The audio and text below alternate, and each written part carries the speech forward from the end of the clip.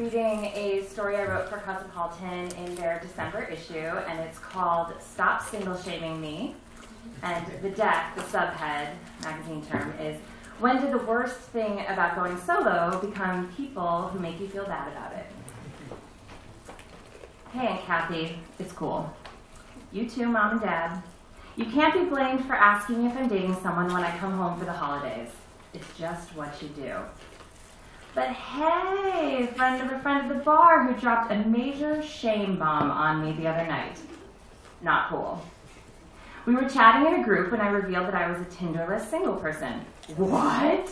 She squeaked. But how do you mean, guys? You mean like you're not dating anyone? Bartender, pour me another. Usually singles are left to defend themselves while passing the potatoes at Thanksgiving, but my bar encounter was a little more biting. I was single-shamed by a peer.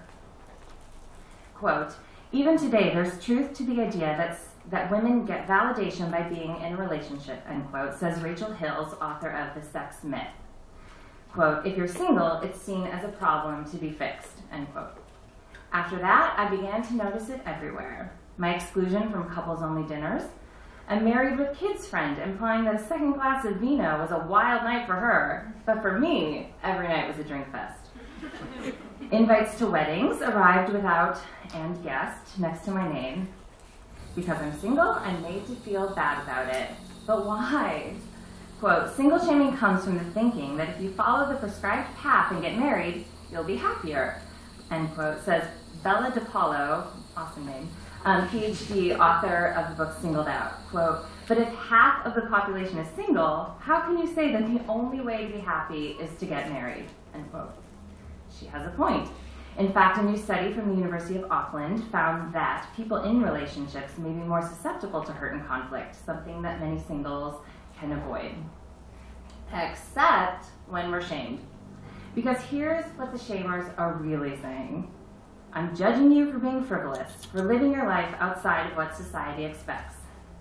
We singles aren't slackers with endless free time to devote to binge drinking and bar makeouts. And we're not collecting tears in our Mansur Gabriel bucket bags. And it's not that we're not trying hard enough. I've even heard of a boss who didn't hire an unmarried candidate because she, quote, didn't have a stable foundation for a stressful job. The assumptions are unfair and total BS.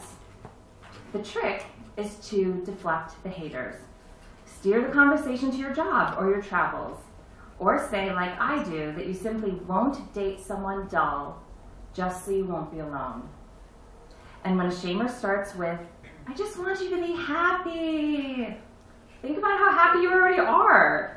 I love my quirky friends, my fun job, my cozy apartment, and my 6 a.m. cycling class.